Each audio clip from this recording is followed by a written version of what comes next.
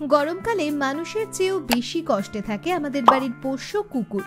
যে বাড়িতে ওদের সারাক্ষণ শীতাতপ নিয়ন্ত্রণের মধ্যে রাখার সুযোগ আছে তার কথা আলাদা, কিন্তু যাদের সেই সুযোগ নেই তাদের দরকার বিশেষ যত্নের, বিশেষ করে খাবারে।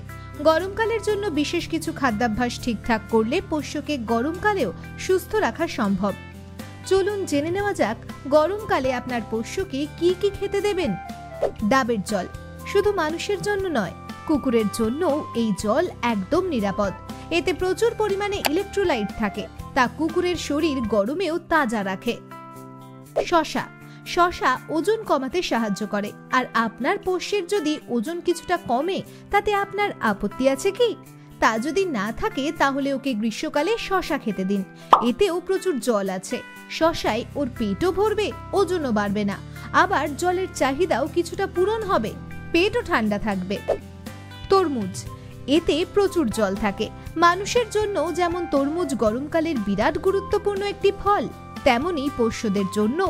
এছাড়াও তরমুজে থাকা নানা ধরনের ভিটামিন ও রোগ প্রতিরোধ ক্ষমতা বাড়িয়ে দেবে। কিন্তু একটি বিষয়ে সাবধান, কোনোভাবেই তরমুজের বীজ যেন ওর পেটে না যায়, সেক্ষেত্রে তা পেটে আটকে গিয়ে সমস্যা ডেকে আনতে পারে। জুস করেও খাওয়াতে পারেন। এছাড়াও বেশি বেশি করে জল খাওয়ান।